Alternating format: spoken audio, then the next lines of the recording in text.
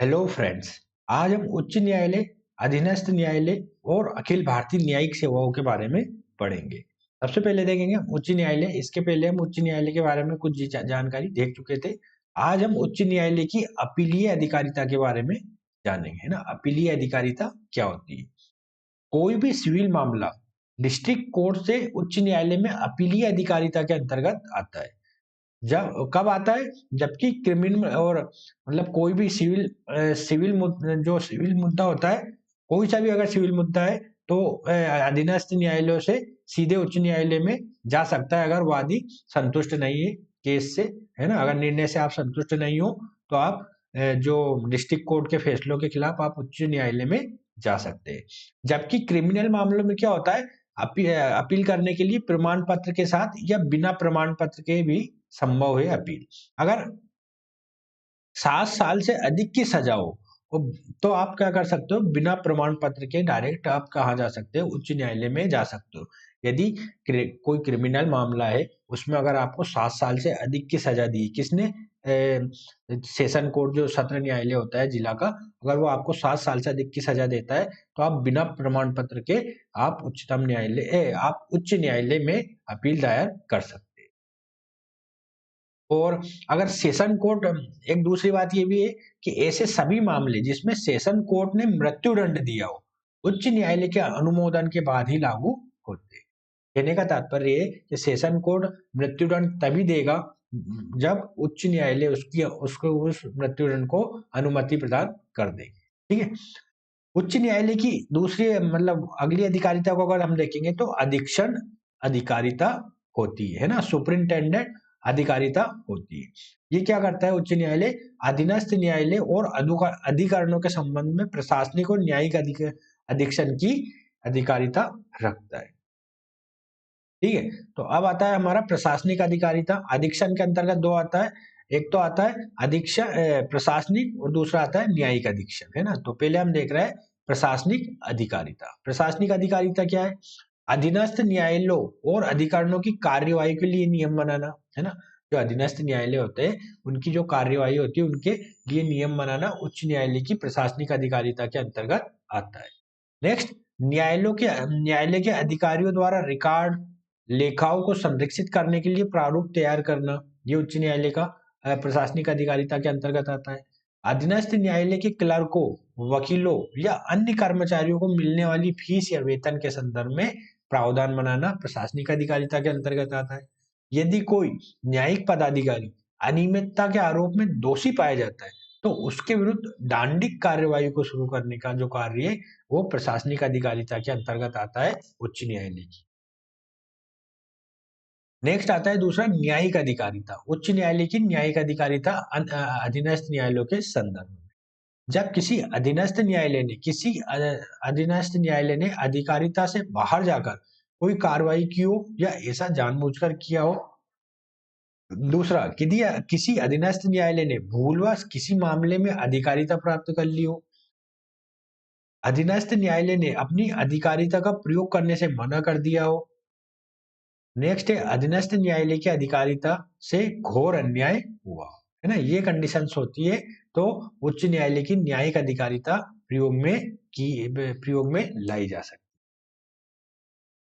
अब भारतीय संविधान में उच्च न्यायालय और उच्चतम न्यायालय की स्वतंत्रता के लिए बहुत सारे उपबंध दिए। क्यों दिए? क्योंकि हमको पता होगा कि जो लोकतंत्र को अगर मजबूती प्रदान करना है तो हमें शक्तियों के पृथक्करण को विशेष ध्यान देना होगा, है ना। शक्तियों का पृथक्करण क्या मतलब? कार्यपालिका, न्यायपालिका और विधायिका, है ना। विधायिका, तीनों में शक्तियों का स्पष्ट विभाजन होना चाहिए और कोई किसी के अधिकार क्षेत्र में नहीं आना चाहिए। ठीक है। तो उच्च न्यायालय जो न्यायालय की स्वतंत्रता के लिए भारतीय संविधान में प्रावधान है तथा जो भी चीजें हम इसके बारे में देखते हैं। जो तृतीय जजेस केस हुआ था तृतीय जजेस केस के बाद न्यायाधीशों की नियुक्तियां कोलेजियम के द्वारा होती है। कोलेजियम क्या होता है? कोलेजियम मैंने आपको उच्चतम न्यायालय पढ़ाया था जब बताया था कि ये सुप्रीम कोर्ट के जजेस की एक समिति होती है जिसके द्वारा जो न्यायाधीशों की नियुक्ति होती है उनकी सिफारिश की जाती है, राष्ट्रपति को की जाती है और राष्ट्रपति कोलेजियम की अनुशंसाओं के आधार पर ही न्यायाधीशों की नियुक्ति करते हैं। इससे न्यायाधीशों की नियुक्ति में कार्यपालिका का प्रभाव समाप्त हो गया है ना, कार्यपालिका का प्रभाव समाप्त हो गया है। आपको पता होगा कि जो अगर भारतीय संविधान को अगर आप देखेंगे तो भारतीय संविधान में इस तरह के उपबंध है कि जैसे अगर सुप्रीम कोर्ट के न्यायाधीश को नियुक्त करना है तो सुप्रीम कोर्ट के न्यायाधीश को नियुक्त करने के लिए क्या करना पड़ता है, सुप्रीम कोर्ट का जो वर्तमान न्यायाधीश है उसकी सलाह से राष्ट्रपति करता है, तो राष्ट्रपति करता है। तो अगर संविधान को देखेंगे तो राष्ट्रपति का कहने का तात्पर्य संघ की एग्जीक्यूटिव है ना, कार्यपालिका करती थी पहले। अगर अन्य न्यायाधीश की नियुक्ति करना है तो जो वर्तमान मुख्य न्यायाधीश है उसकी सलाह के अनुसार अन्य न्यायाधीशों की नियुक्ति होगी, मतलब एग्जीक्यूटिव का पावर है। राज्यों में भी सेम टू सेम है, राज्य के राज्यपाल की सलाह ली जाएगी और उच्च न्यायालय का अन्य न्यायाधीश होगा तो उच्च न्यायालय के मुख्य न्यायाधीश से भी सलाह ली जाएगी, राज्यपाल से भी सलाह ली जाएगी। ठीक है, भारत के मुख्य न्यायाधीश से भी सलाह ली जाएगी, परंतु करेगा कौन, केंद्र की एग्जीक्यूटिव अर्थात राष्ट्रपति। तो यहाँ पे क्या हो जाता था, कार्यपालिका का प्रभाव आ जाता था, कार्यपालिका पे कभी कभी आरोप लगता था कि जो न्यायाधीशों की नियुक्ति है उसमें भेदभाव हो रहा है। तो कोलिजियम प्रणाली इसी संदर्भ को देखते हुए मैंने आपको बताया था कि जो संसद ने एनजेएसी है ना, हाँ NJAC national judiciary appointment committee जो 99वां संविधान संशोधन के तहत लाई थी उसका अनुमोदन किया था, परंतु इसे भी जो संविधान के आधारभूत ढांचे के खिलाफ बताते हुए उच्चतम न्यायालय ने निरस्त कर दिया था। तो अभी वर्तमान में कोलिजियम सिस्टम लागू है, इसमें कार्यपालिका का प्रभाव शून्य अर्थात कार्यपालिका का इसमें हस्तक्षेप नहीं है। दूसरा अगर बिंदु देखें तो न्यायाधीशों के वेतन भत्ते भारत और राज्य की संचित निधि पर भारित होते हैं तथा कार्यकाल के दौरान वेतन भत्तों में कटौती भी नहीं की जा सकती, अब वित्तीय आपातकाल को छोड़कर, है ना। जो न्यायाधीशों को वेतन भत्ते होते हैं वो भारत और राज्य की संचित निधि पर भारित होते हैं। भारित होने का तात्पर्य यह है कि इस पर मतदान नहीं किया जा सकता, है ना, इनका जो वेतनमान है वही रहेगा, है ना, इन पर मतदान नहीं किया जा सकता, इनका वेतन कम नहीं किया जा सकता।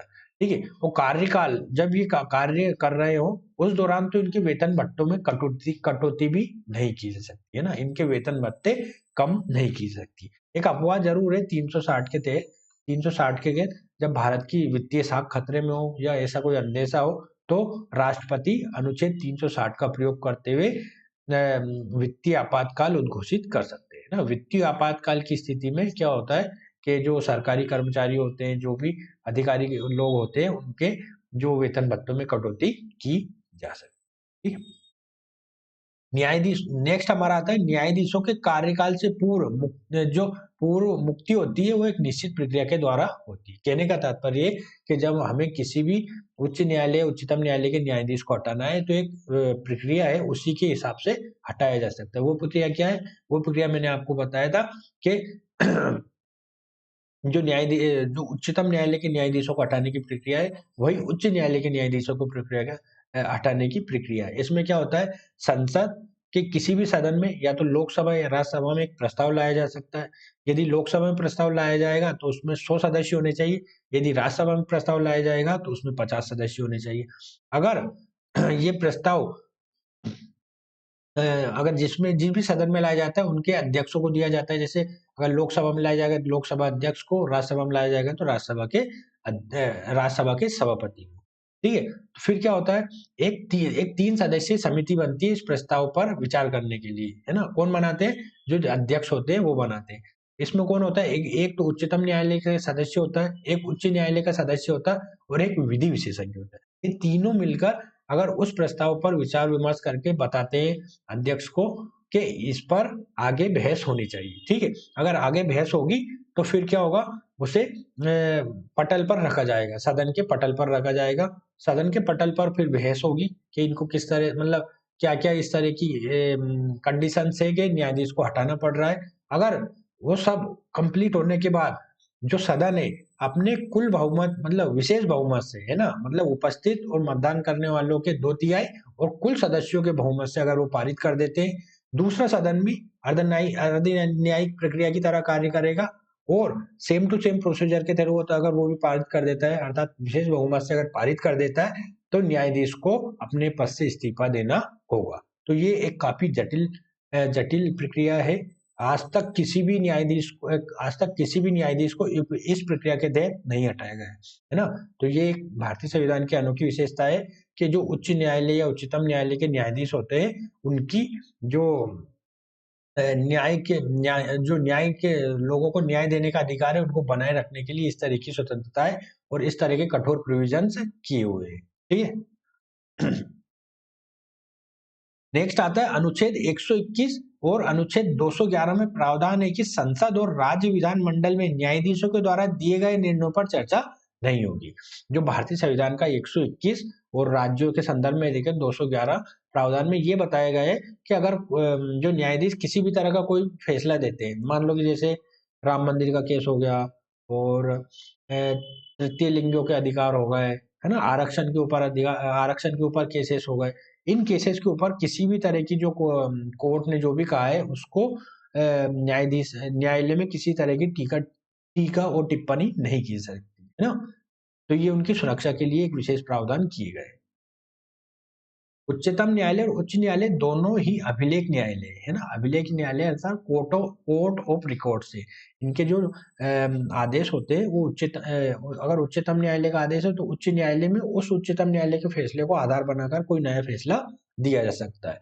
सेम टू सेम अधीनस्थ न्यायालयों में भी लागू होता है। उच्च न्यायालय उच्चतम न्यायालय का कोई फैसला है तो जो अधीनस्थ न्यायालय होते हैं उस फैसले को अपना आधार बनाकर अपना एक फैसला दे सकते हैं। ठीक है। तथा जो उच्च न्यायालय उच्चतम न्यायालय को अपनी अवमानना के लिए दंड देने का भी अधिकार है। अवमानना जैसे सिविल अवमानना हो गई या क्रिमिनल अवमानना हो गई, उसके लिए दंड देने का भी अधिकार है। इससे इनकी स्वतंत्रता मजबूत होती है।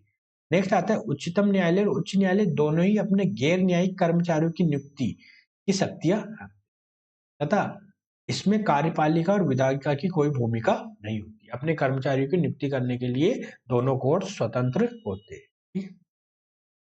उच्चतम न्यायालय और उच्च न्यायालय को स्वतंत्रता प्रदान करने का मूल उद्देश्य संविधान का संरक्षण करना है। संविधान का संरक्षण करना है, संवैधानिक मूल्यों को बनाए रखना है, न्याय की मूल अवधारणा को बनाए रखना है। भारत में जो संविधान है उसकी संरक्षण के लिए ये बहुत महत्वपूर्ण है कि हमारे उच्चतम न्यायालय और उच्च न्यायालय पर किसी तरह की जो राजनीतिक बाधाएं ना आए, मतलब किसी तरह का राजनीतिक परिप्रेक्ष्य ऐसा नहीं लगे कि राजनीति इस पर हावी हो रही है। ठीक है। अगर कभी ऐसा हुआ तो भारत का जो लोकतंत्र खतरे में कहा जाएगा। ठीक है। अब हम पढ़ते हैं अधीनस्थ न्यायालय, है ना। अधीनस्थ न्यायालयों के बारे में पढ़ेंगे। सबसे पहले देखते हैं जिला न्यायालय और सत्र न्यायालय। जिला और सत्र न्यायालय इनके न्यायाधीशों की नियुक्ति राज्य का राज्यपाल करता है ना। और राज्यपाल उच्च न्यायालय की सलाह के अनुसार कार्य करेगा। जो उच्च न्यायालय बोलेगा कि इन लोगों को नियुक्त करना है तो राज्यपाल ऐसा करता है। ठीक है। और ऐसे अधिवक्ता या वकील जो लगातार 7 वर्ष का अनुभव रखते हैं, जो 7 वर्ष से लगातार प्लीडर या अधिवक्ता है, वो 7 वर्ष से कार्य कर रहे हैं, उन्हें जिला और सत्र न्यायालय के न्यायाधीश के रूप में नियुक्त किया जा सकता है। ये इनकी योग्यता है। अन्य अधीनस्थ न्यायालय जैसे जो तहसील स्तर पर होते हैं, इनके न्यायाधीश की नियुक्ति राज्यपाल द्वारा राज्य लोक सेवा आयोग, है ना, स्टेट पब्लिक सर्विस कमीशन और उच्च न्यायालय की सलाह पर की जाती है। ठीक है। अब हमारा एक सबसे महत्वपूर्ण टॉपिक आता है जो यूपीएससी या अन्य स्टेट पीसीएस परीक्षाओं में मेंस का प्रश्न बनकर हमेशा से ही उभरता रहा है। जो न्यायिक रिफॉर्म के संदर्भ में हम देखते हैं अखिल भारतीय न्यायिक सेवाएं। जैसे आपको पता होगा कि जो सिविल सेवाएं होती है, अखिल भारतीय सिविल सेवाएं, पुलिस सेवा होती है, वन सेवा होती है, उसी के आधार पर जो न्याय के क्षेत्र में त्वरित न्याय को उपलब्ध कराने और लोगों के अधिकारों को सुरक्षित करने के लिए अखिल भारतीय न्यायिक सेवाओं के सृजन की बात कही जा रही है। अगर इस तरह का सृजन करना हो तो भारतीय संविधान के अनुच्छेद 312 के तहत राज्यसभा अपने 2/3 बहुमत से अगर प्रस्ताव पारित कर देती है तो अखिल भारतीय न्यायिक सेवाओं का सृजन हो सकता है। परंतु इसके समक्ष बहुत सारी चुनौतियां हैं, वो उसको पहले हम जानेंगे, फिर देखेंगे कि इनको अभी तक क्यों लागू नहीं किया गया है और भविष्य में इनकी क्या संभावना है लागू करने की। चुनौतियों में देखें तो अलग अलग राज्यों में क्षेत्रीय आवश्यकताओं को ध्यान में रखकर कानूनों का निर्माण किया गया है।